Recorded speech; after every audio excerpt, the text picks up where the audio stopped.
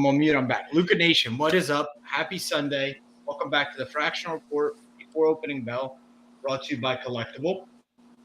Cage, before this episode, said something along the lines of, I'll lead you to water. He's prepared for this episode, is what he was insinuating. I am. Please. He even has this idea that I'll probably get a call at like 9:45 a.m. on a Wednesday to go run with and execute. So he'll probably tell you guys a little bit about that. Maybe.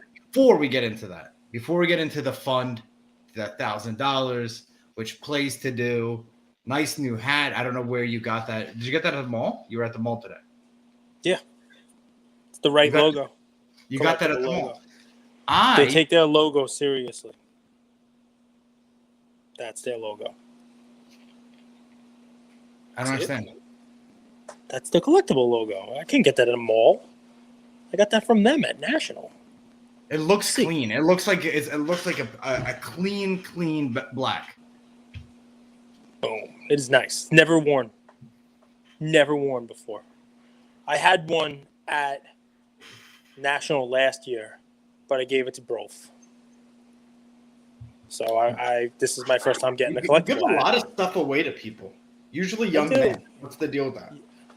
I mean, that's usually what we're surrounded by in the hobby, so it's just one of those things, Speak for yourself, Cage. I am speaking for myself. Usually that's kind of what you have around here in the hobby. But yeah, man, it's an interesting week here. We start year 2 of our relationship with Collectable. So this is our 53rd episode. Let's call it episode 1 of season 2, if we want to go that route. And yeah, one of the fun things we're doing, call it fantasy, call it you name it, is Andrew and I are going to take $1,000. We're going to load it up into a Collectable account. And, previously back in season 1, year 1, I did not have an account. I was not investing. I was giving, this is what I think is low. This is what I think is high. This is, you name it. And I was able to do that without having any real skin in the game. And, it's a double-edged sword, right? I mean, 50% of people tell me that that's okay, great. I'm not trying to, steer anyone into, purchasing or selling or doing whatever it may be. The other 50% were like, how do you take advice from someone who doesn't have any skin in the game? And it's an interesting, it's an interesting thing there. What I will tell you is this, it's almost going to be crowdsourcing. We have our Luca Nation Discord. We have a Collectable, room in there, and we are gonna put it to the folks and say, hey guys, what do you like? What do you think is on Collectable? What do you think of? And maybe what we'll do is we'll narrow it down to a couple choices during the week and say, hey, this is what we're looking at, and which one do you think we should put that money in? We're going to use that $1,000. We're going to hopefully build it up to something more, but we did this cigar event with Collectable at National, a couple weeks ago. And we're going to use the $1,000 and hopefully build it up to, something more and put that towards the budget for our event next year, at our cigar event. So if it was up to you, you would probably invest in Mickey Mantle. PSA. I would. We could talk about that. That's the Cage mood in August. Very bland. I want to smoke cigars and lay by the beach.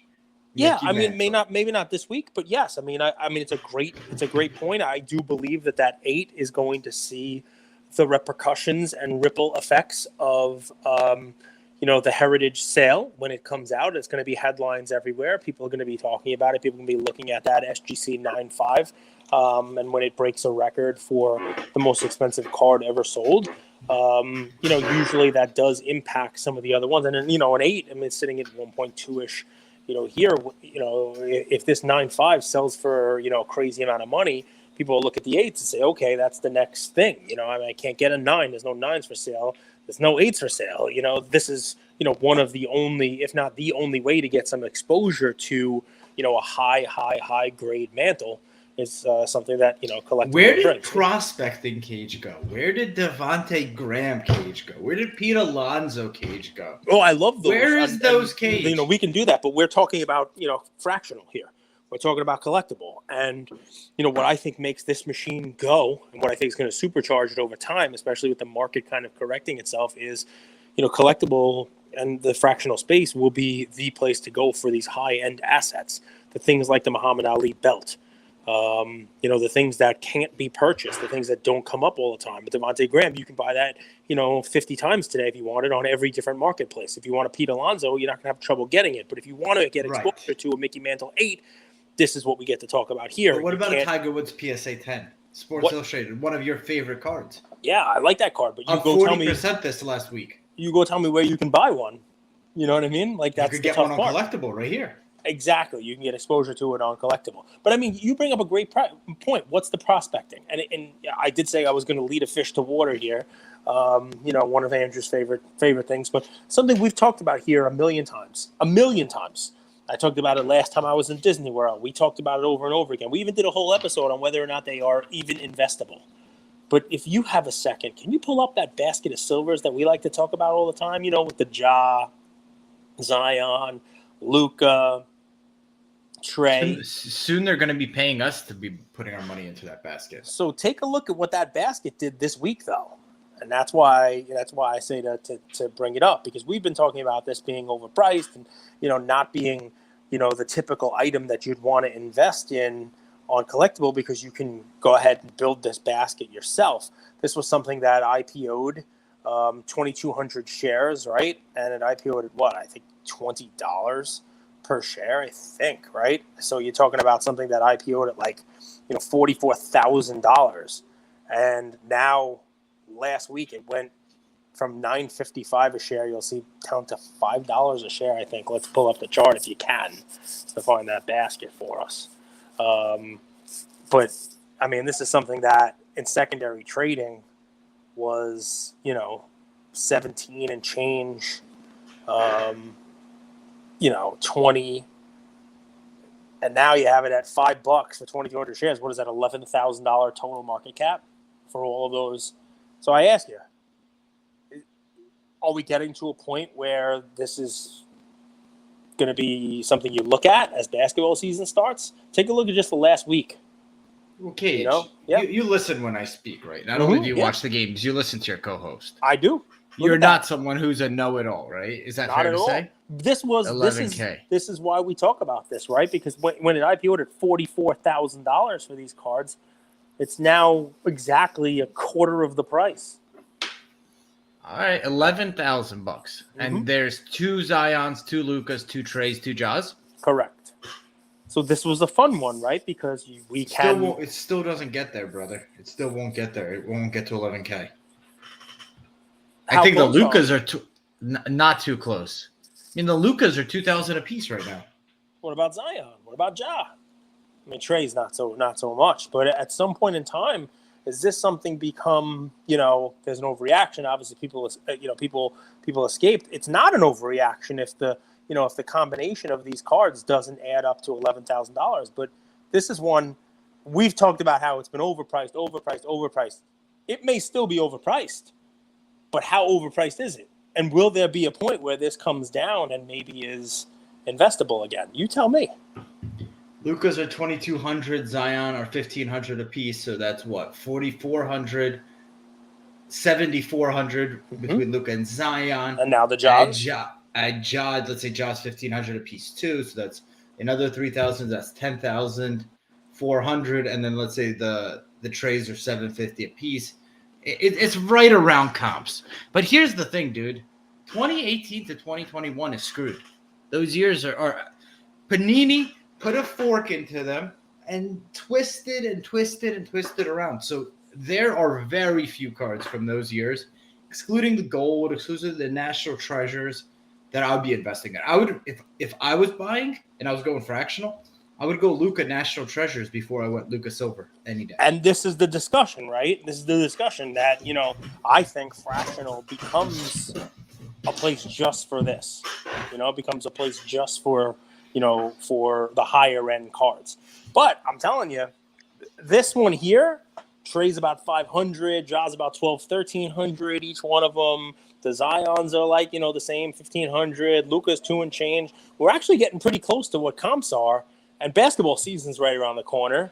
I wonder whether or not if this, continues heading down a little bit, if it doesn't become something that, is now right priced. I think we've become very comp heavy in today's day and age. Mhm. And comps only tell the present day story. They don't really predict the future.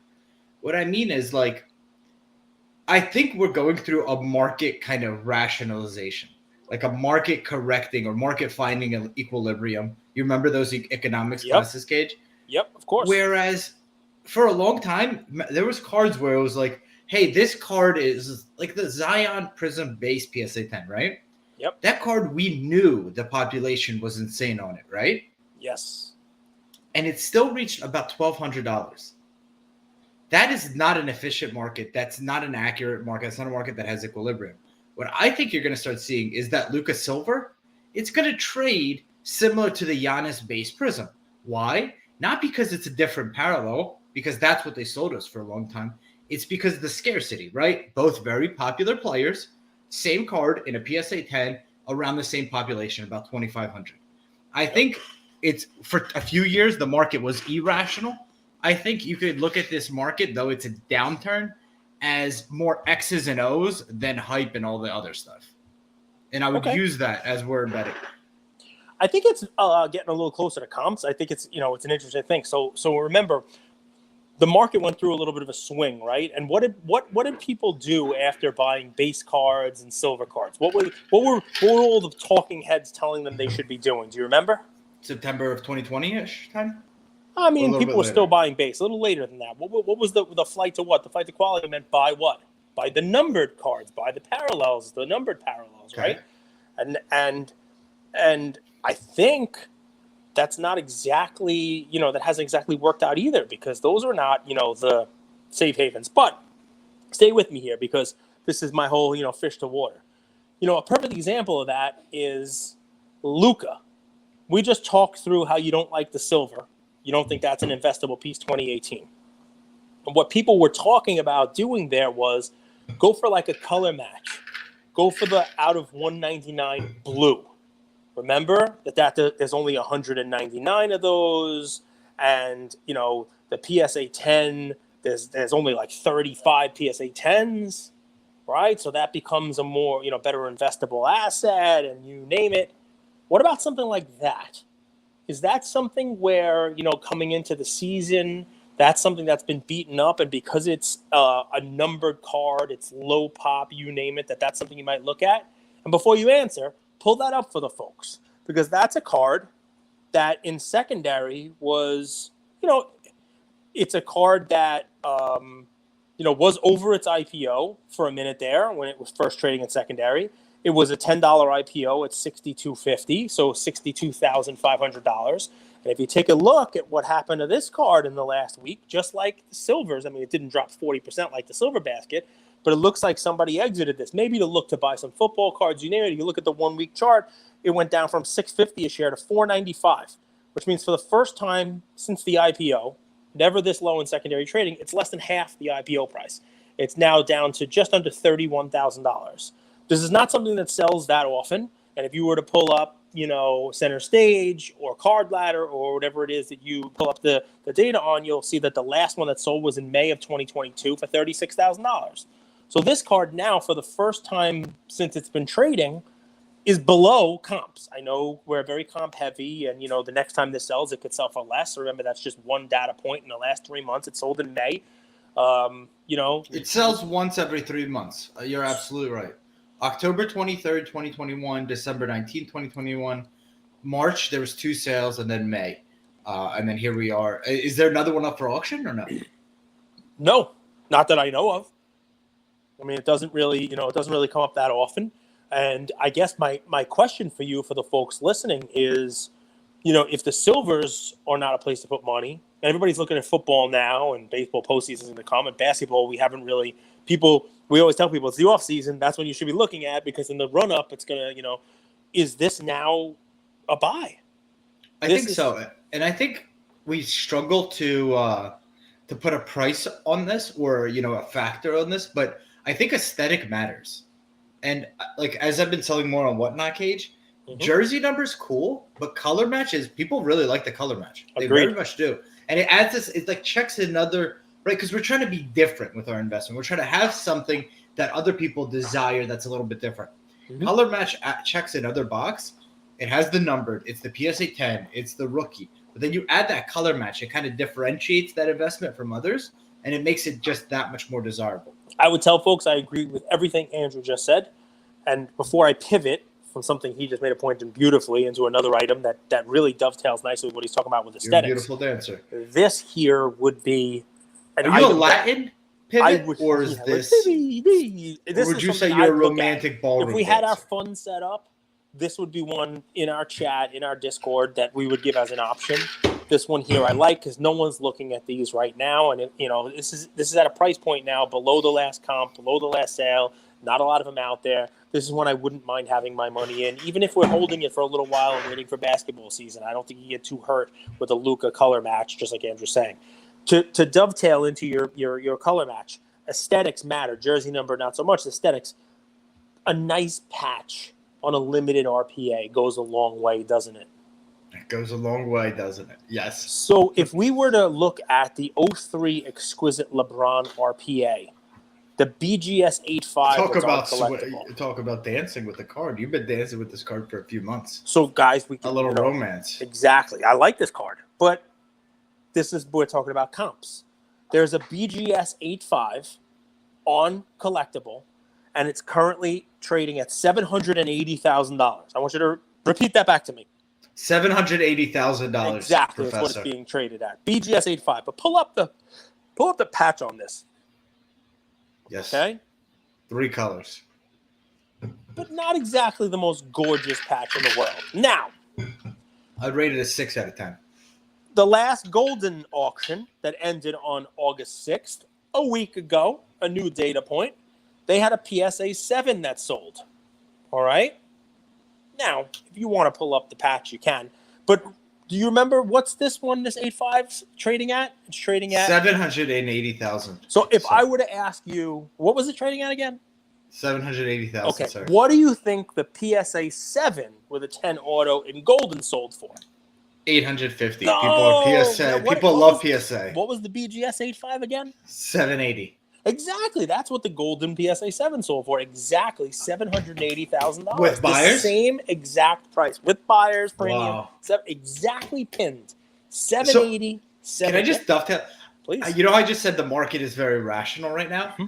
I think that if you took a snapshot of our market, that is what the market thinks of PSA to BGS right now. I think that's my next thing. PSA 7, BGS 85, 780, 780. Here's the kicker, though. Here's the kicker. If you were to pull that card up, which I can send you a link if you want, but if you were to pull that card up, I think most people would argue that the patch on the one that's sold in golden, the PSA 7 patch, is a nicer patch and does add aesthetically to the card. It's mostly maroon on the left side, and it's got like a white and gold stripe down like diagonally. It's a little bit nicer of a patch. I mean, it's not the sickest patch I've ever seen, but it's definitely a nice patch by comparison. Yes. Gun to your head. Mm-hmm. 2 guns. 2 guns. 4 guns. You have to tell the God honest truth. On this card, how much does grade matter? Once you get below this 7 that we have here, I don't think it matters that much. I think if you get high enough, it matters. You know what I mean? You get some of the nicer ones. Yeah. You get it to 9.5s. Those cards are really, really nice. They'll sell for significantly more. But once you get into this range, I mean, sure, you get something that's a bad grade at BGS 6 or something like that. It's going to sell for significantly less than these. But, I think, look at that. See, that's a nicer patch, right?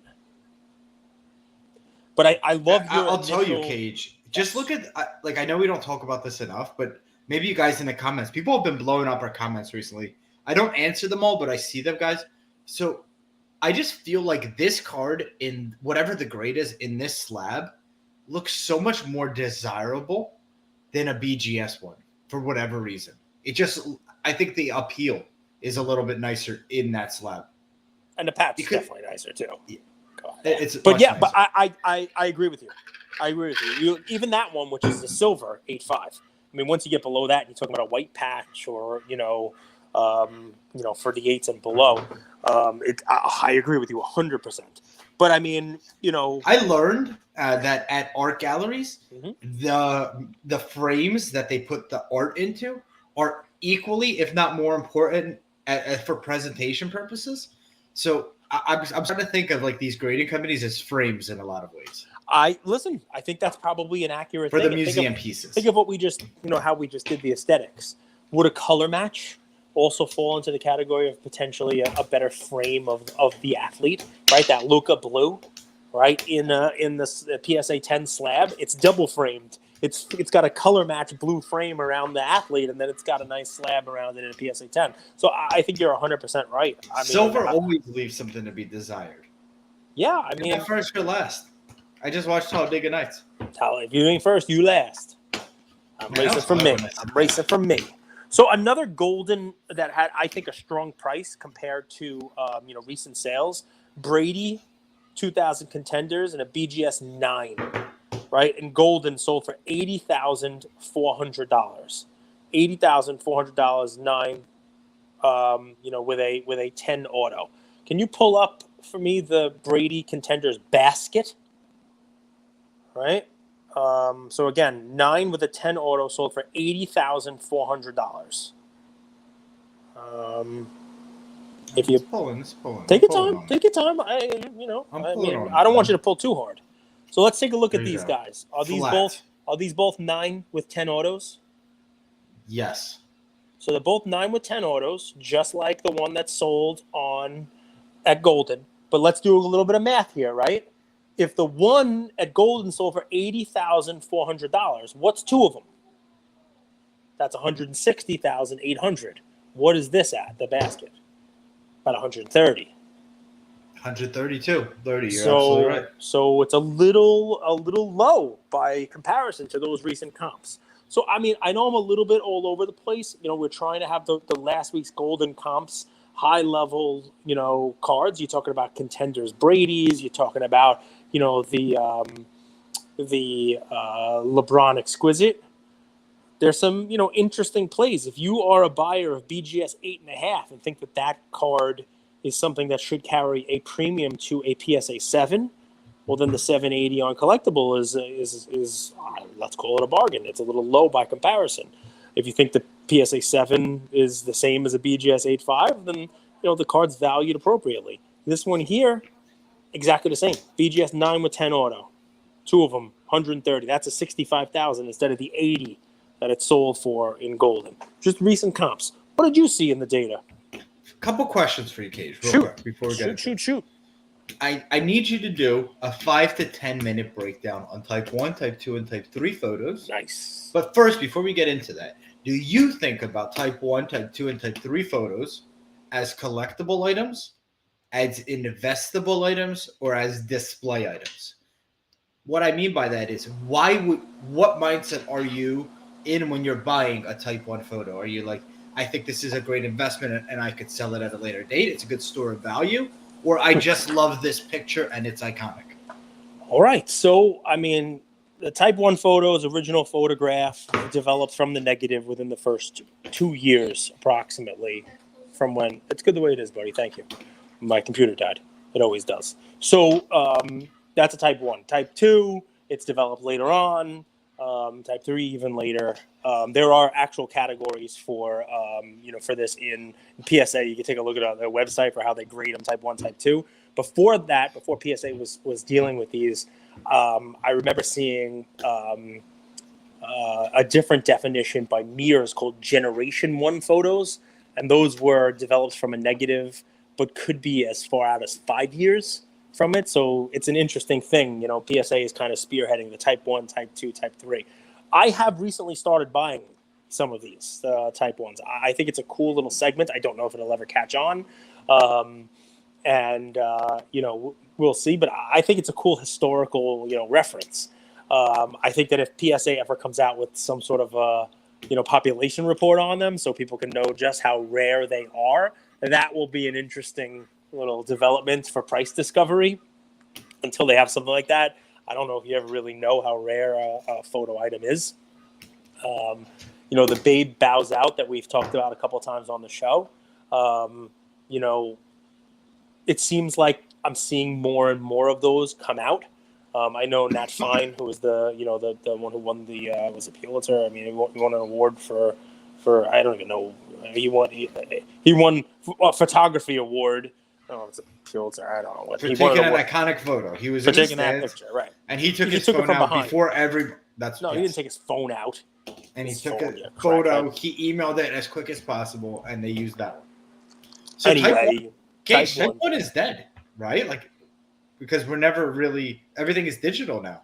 I mean, you could feasibly still have a Type 1 photo if somebody took a camera with film to a game and took a picture at the game and then developed it from the negative. That's a Type 1 photo. I mean, you could definitely still do that. But yes, everybody's kind of gone digital now. The thing about the Type 1s is that they weren't a collectible. The reason why I think it's cool is because people were not using them to collect. They were using them to take a picture, develop it, and then send it out to like newspapers and wire services so that people could put them in the paper. And a lot of these things are in like libraries and stuff, you know, they're like saved as little relics. But like cards originally, like a lot of things that became collectible, they weren't held onto. People didn't hold on to them. They weren't like, oh, I'm going to keep this. It's going to be it's going to be a record. That's one of the cool things. So why would somebody then on Fractional? So the biggest earner this week is the Lou Gehrig 25 exhibit rookie card image. It's a Type 3 photo, so not even a Type 1. That was up 117% this week. How would you explain that? I mean, I think there are a couple of them selling in some auctions here. There's some Babe Ruth, exhibits as well. 51,000 market cap. Yeah. It's rare. I mean, obviously what happens is somebody decided they wanted to get in on it. Maybe somebody wants to buy it. So they're grabbing as many shares as they can of it. I honestly can't explain it because I don't know of a comp on it. I know it's not, somebody's just jumping into Type 1s because the Babe bows out. One recently just sold for less than prior copies have sold for. I think what's interesting about that particular one, I was looking at it, I was actually bidding on it, is the autograph's a little bit weird. It was autographed by Nat Fine, and it kind of was in a weird spot, like in the bottom right corner of the picture. It kind of looked like it was written on home plate, and it was like signed to like a family or something like that. Also, it was a little yellowed, and it was a larger version. As it currently stands right now, I'm pretty sure like 8.5 by 11, sort of like loose leaf size, is the limit that PSA will slab a Type 1 photo. So the jumbo ones, they'll give you a letter of authenticity, but they won't put it in a case, which you would think, okay, whatever, it's still authentic, it's still a jumbo, it's still a cool thing. But I think the ones that are slabbed by PSA, they do carry some weight. People like that. People like the slab. It makes it more quote unquote collectible. So I think that might have had something to do with this particular item, maybe. But yeah, I mean, I can't tell you why the Lou Gehrig is moving this week, other than I think it was actually one of the ones that was down in prior weeks, and we've seen a lot of that, up and down. If you look at the chart, I think it probably had one of those downs, and now it's coming back up. Would you be investing in Mookie heading into the playoffs? Mookie Dodgers Betts? are incredible.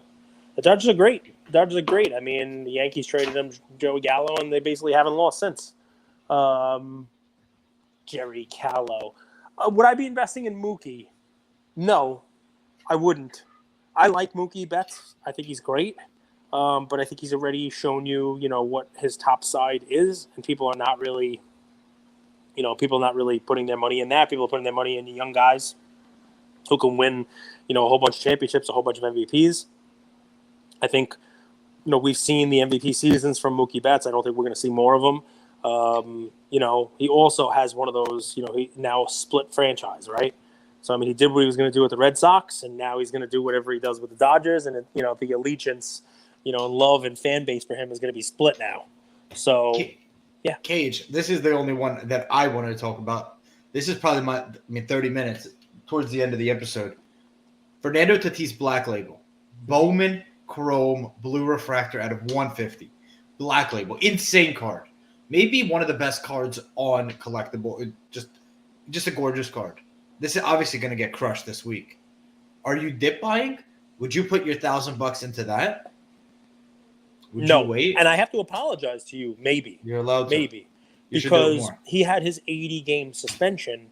I looked up the rules. Believe it or not, Card Porn messaged me to tell me that I may have been wrong, and that I need to tell you might have been right. That the suspension will count the games of the postseason. ESPN wrote that it will. Another article I read wrote that it doesn't. the way I read the rules is that when you are suspended during a season, you become ineligible for the playoffs. So even if he was suspended 25 games right now, let's say, right, which is not the case, but let's say he's suspended 25 games and his suspension ended during the season, or let's say he had his 80-game suspension and it was the beginning of the year, he still couldn't play in the playoffs, even if his suspension was over, right? He'll be suspended for the playoffs. That doesn't count. It doesn't become like an 85-game suspension. He's just ruled ineligible for the playoffs. The way the ESPN article was written is that I think he misses the first 42 games of this season. A lot of them are saying the next 38 games of next season. The ESPN one says he might not miss 38. It depends on how many postseason games he misses, and that those will count towards the 80. I read the rules. Like I went to like the MLB rule book and couldn't interpret it. It's like pretty crazy.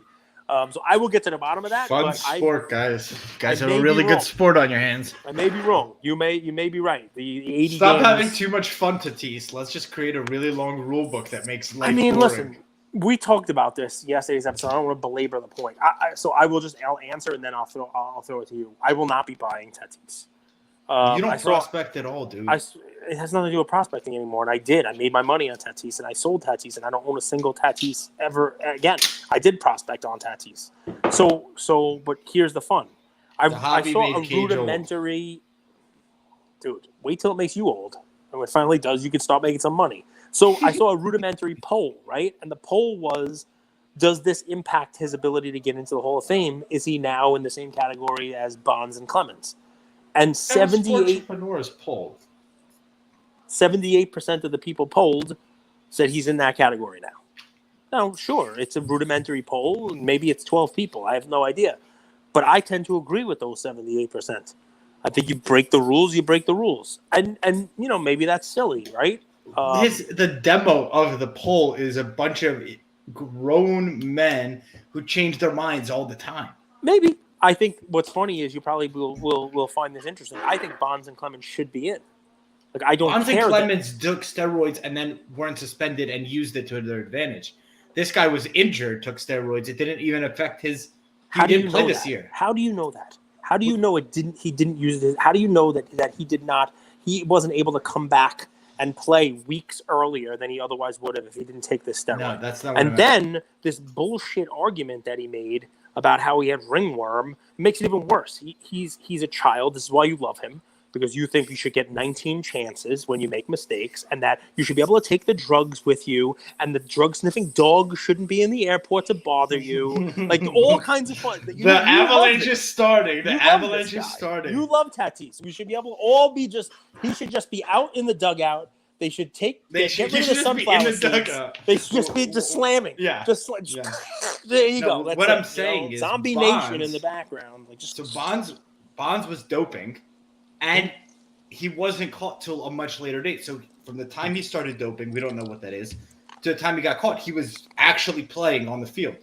Okay. This guy was not playing while doping. So how do you know? Maybe he just had a better. Maybe he just was able to steal someone else's piss. If from today to when his career's over, he still performs at an incredibly high level, that will be his legacy. Not him getting caught for doping 1 year into his career. Negative. And he's been playing for many, many years. The sad part is that he's had a heck of a career already. Top 3 MVP voting a bunch of times. Yeah, man. He's been playing. This would have been MVP voting. That's what we celebrate now?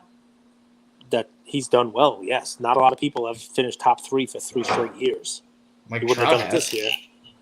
Yeah. Well, if the category you're in is Mike Trout, you're doing pretty well. Yes, you do want to reward that. If you and Mike Trout are in a category together, yeah, we could say you're doing something. Never good. Won a playoff series, so I don't know how great of a category that is. So, do you still own your Ted Williams card? I love Ted Williams. On Collectable. I don't own him because he's a great. That's not never why I won a playoff series either. He went to war. He was an American hero. Oh, that's different. Yeah. Okay. You know what he probably also never did? He dated Marilyn Monroe. 100%. He never took steroids, I don't think, while he played. Dude, they all did. Monroe, you're so stupid. They all took stuff. You're so dumb.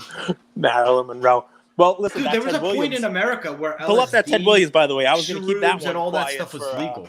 But anyway, that Ted Williams one, that's an interesting one also. It took a little bit of a dip recently as well, if you want to take a look at that one. Do me a favor. Run through the data for us if you can. The highs, the lows, what's IPO. Do you care about that? You don't care what's in my brain? I do. We What's just in want your me brain? to be I watched the 1980 finals, Celtics versus the Lakers, Magic Bird. They saved basketball there. So first off, the game was not more physical back then than it is now. Not in 80, definitely not. But in the late 80s and early 90s, it definitely was. Like So the game is not even. Watch I'm the going to. Detroit Bulls series. Watch how Detroit plays. If you want to talk about physical basketball, then watch the Knicks. Watch like the Davis brothers in Indiana play against like Charles Oakley. Watch that, Anthony Mason. Watch those guys play. It's definitely physical. Dude, Magic, no left hand. Magic had no left hand. He just dribbles with his right hand. Okay. It just put in perspective how much better today. I mean, he was also playing against plumbers. I wouldn't say that he's playing against plumbers, but you could clearly see a distinction between the game today and the game back then. Athleticism, speed, skill, shooting ability. Like a Tyrese Halliburton would be an MVP of the league at that point. He would be the best player on the court in 1980 finals.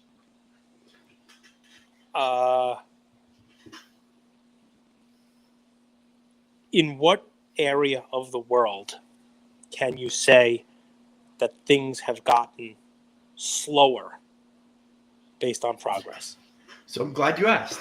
I think that if somebody asked you guys if baseball has improved since those days, I would think you guys would actually say that it hasn't. The players were better then. When? In the 80s? It's a very different game. And I would say no. Say that. I would say no. I'd say that, people are stronger and faster now. They're throwing the ball 105 miles per hour now. Nobody could do that. These guys are huge. They're launching home runs at a pace like we've hardly ever seen. So, the game has gotten, the athletes are also, significantly better. They're more athletic, even in baseball. But I will tell you this. If you're talking about like style of play, whether or not the game was better, watching Yankees Red Sox yesterday, and Isaiah Kiner-Falefa laid down a bunt when there was a runner on first and a runner on third. And it was, I had to stop and play it 4 times for Ian just to show him this is like textbook. It was amazing. It was the best bunt I've ever seen. It was like Jeter-esque.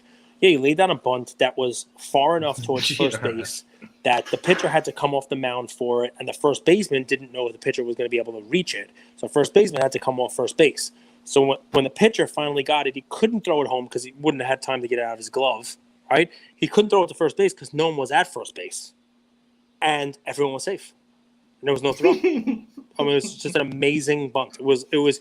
I couldn't have put it in a better spot if I was taking the ball and rolling it out there. It was an amazing play, and it's not a home run. It's not launch angle. It's not 105 mile an hour fastball. It was small ball, and then later on, to save the game, the catcher made a great play. 2 Kiner-Falefa, great defensive plays. It was just small ball wins the games, and it was fun watching that. Well, Hoops Nation, you got some clips to put out. Put that bunt out. You're going to get a ton of likes and comments. It's a sick bunt. Right to first base. Not close enough to the pitcher, so the pitcher has to stretch. Amazing. Amazing stuff. You described it incredibly well. I might go watch that game on replay. It's sort of like admiring a pass that Draymond puts exactly in the right spot for Steph to catch and shoot, right? Everybody is clipping Steph's shot. But the people who understand and watch the games, bro, instead of making fun of it, they can understand the nuance that's there and appreciate the play before the play. You can appreciate the small ball. You can appreciate what Draymond does and brings to the game, even though it might not be as clippable. If Hoops Nation just put the pass of Draymond on there, people wouldn't watch it. But because you watch the games, you appreciate how that pass made the win possible. They do it. NBA's doing a cool series, like best passes, best handles. They've done a lot of clips. I've given MLB a chance. I want them to do better. I know they'll contact us when the time is right. The Tatis thing is terrible. I mean, it's just bad. But, how do you blame baseball on that? Baseball didn't make them take this stuff. What is our favorite quote? History doesn't repeat itself, but it It rhymes. A-Rod and Tatis Yeah, Rod. A-Rod wasn't exactly like the face of baseball. Conseco Rod. I mean, neither was Clements Canseco. Rod. Why am I rhyming everything with Rod? I don't know. A-Rod. You're All being right, a data. rod. Yeah. Data. Lou Gehrig, that Type 3 photo, up 115% last week. Tiger Woods, SI for kids, up 40%.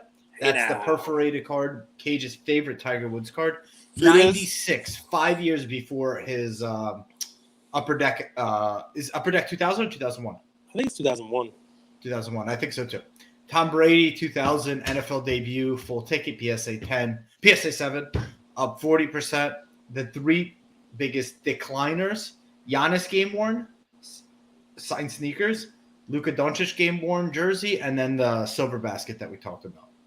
And the only buyout was the Jordan 09 patch auto, which was 95.7 is what it's trading at. Jumped 26%. There was a buyout offered and was rejected by 75% of voters. It's down from its IPO, but it's also trading at lower than recent sale prices are. It's a cool card.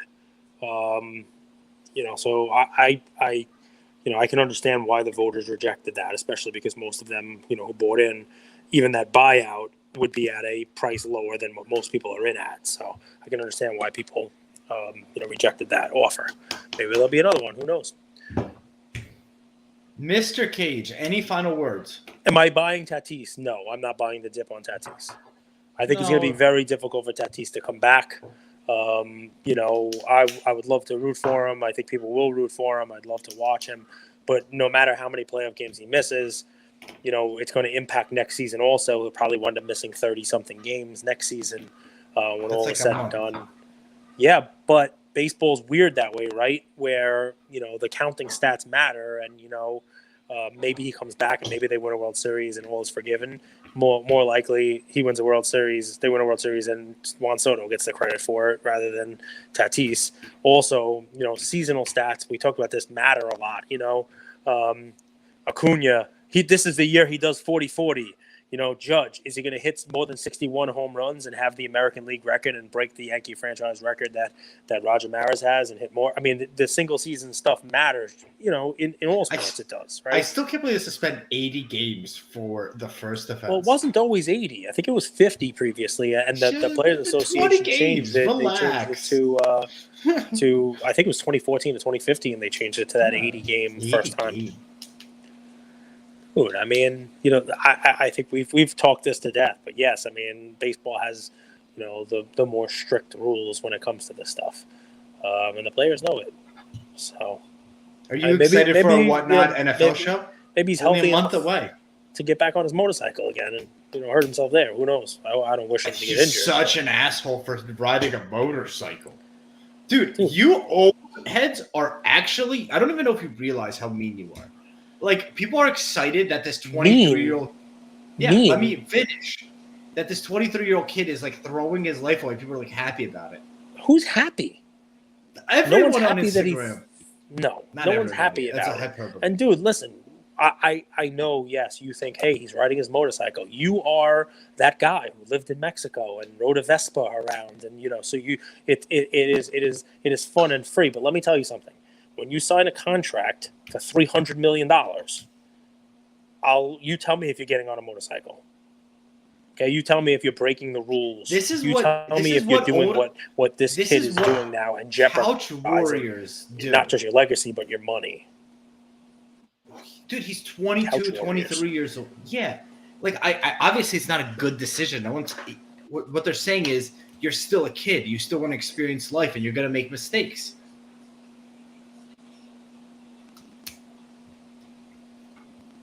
Now there's a couple of them that he's made.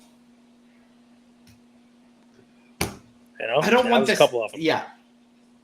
Are you excited for a Whatnot show? NFL Sunday Whatnot show? Are you preparing for that 100%. at all?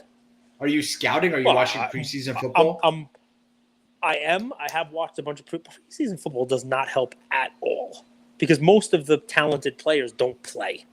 Do you know the Baltimore Ravens basically haven't lost a preseason game in like 5 years? Like they go out there and win every. I mean, their bench squad has to be insane. 21. No, Their coaches take it seriously that they actually want to win every one of these games. The preseason's silly. I mean, Tom Brady's taking 2 weeks off to just hang out with his family. Like the teams that you will see in the preseason, they're not the teams you're going to see in the regular season. I like rule changes that matter. I the first week and the second week, I do very well because the rule changes matter, the team changes matter. Who's going to score more, what defense, who overhauled their team. You can kind of get an edge while everybody else is kind of watching and waiting to see what's going on. How good are my Eagles going to be? It's going to be with that Davis fella. How good are the Eagles going to be? They win the division. Davis? Eagles are going to win. They're going to win the division. Eagles. We have a good team. Yeah, because they're not. No, it's just a very weak division. Dallas doesn't really have much in the way of defense, and their wide receiver core is depleted. I think if they were being smart, they'd actually play a 2 running back offense for as long as Zeke stays healthy. They're paying him the money. Put him actually at tailback and let Pollard run the slot. Get him out there on offense. He's better in the flat anyway. Get him out there, get him some touches. Let him take some of the wide receiver reps until you guys get healthy again. But even that, I mean, their offense will be fine. Their defense won't be. I think the Eagles are, I don't want to call it the class of that division because there really is not that much great stuff going on in that division. The Giants are just stupid. They have Daniel Jones out there in preseason just getting shellacked. I mean, most teams are protecting their quarterbacks. He's out there just getting trounced. I mean, he's taking some shots. Do you think the Rams could repeat? Yeah, I mean the NFC is wide open, and they've lost some players, but they actually have gained some very good players on defense as well. The NFC, go ahead. Have you seen what Matt Stafford cards go for? He's still priced relatively cheap for what he's actually kind of an accomplished quarterback in the NFL now. Nobody cares. Seriously, nobody cares. Everybody wants the guy who could potentially be Tom Brady next. And that's why you're right saying that most of these people are going to lose. We've compared these guys, right? Like Aaron Rodgers is an accomplished quarterback. Look at the fraction that he sells for to Brady and even to some of these younger guys. Drew Brees was an accomplished Super Bowl MVP winning quarterback. His cards don't sell for anywhere near what you would think they would sell. But Brett Favre, Troy Aikman, John Elway. I mean, the list goes on and on. These are all people who actually won Super Bowls, who were great quarterbacks. And the price for their cards are low. Matt Stafford falls somewhere in those names that I mentioned. Aikman has more Super Bowl wins. Brett Favre has MVPs and Super Bowl wins. Rodgers, the same thing. I mean, he's lower on the list than all of those guys. He got his Super Bowl. But I can name for you a bunch of quarterbacks that won Super Bowls. They don't have the career that he had. He's put up some good numbers, and he's played for a very long time. But, I mean, Trent Dilfer won a Super Bowl and then cried about it.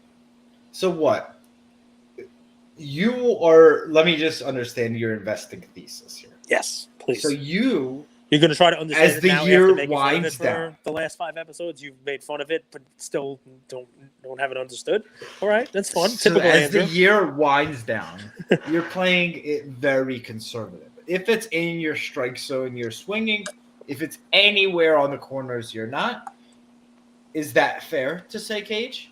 I'm trying to look where other people are not, right? So, this week there's a lot of good auctions ending.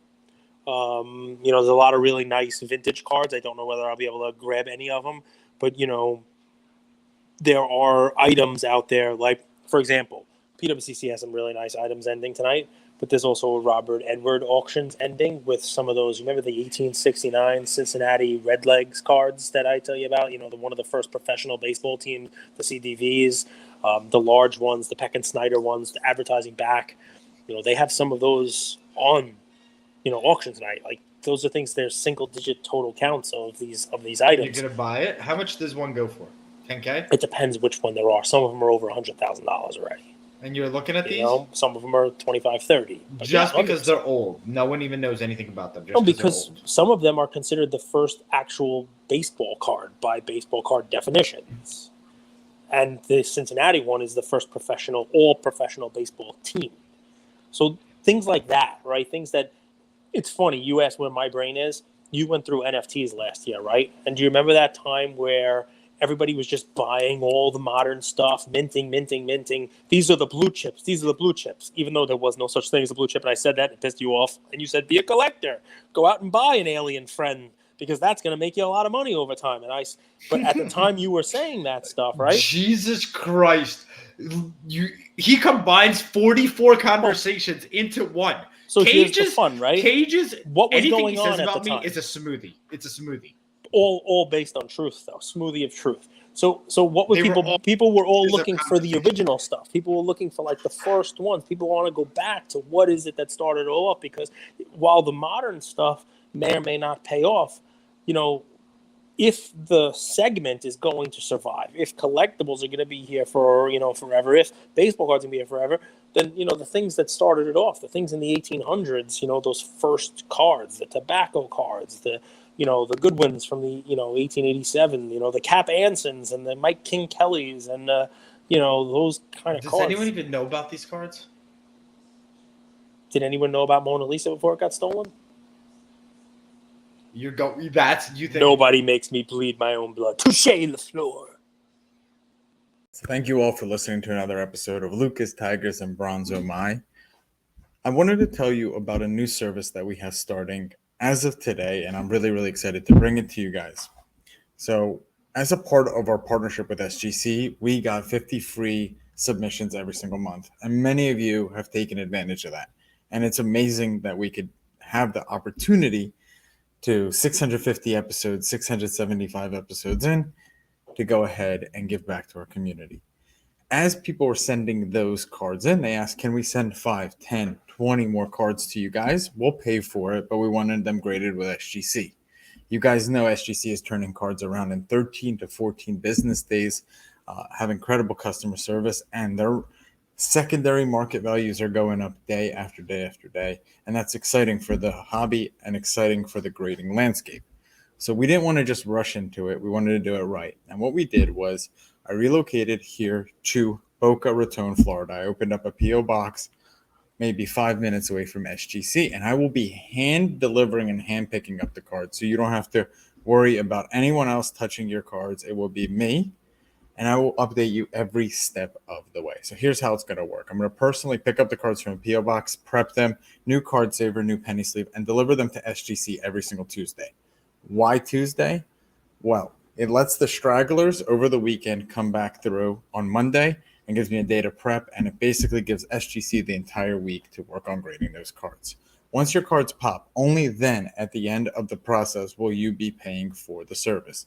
It's $25 per card, simple as that, and the turnaround times have never been faster. We're hearing right now 13, 14, less than 20 business days. So there it is. 9170 Glades Road, number 135 is the P.O. Box in Boca Raton, Florida, 33434. 9170 Glades Road, number 135, Boca Raton, Florida, 33434. Of course, you could shoot me an email or shoot me a text anytime, and I'm always available. Many of you already have my email. It's iamandrewgoldberg@gmail.com. or my cell phone number, 215-519-9154. Reach out with any questions.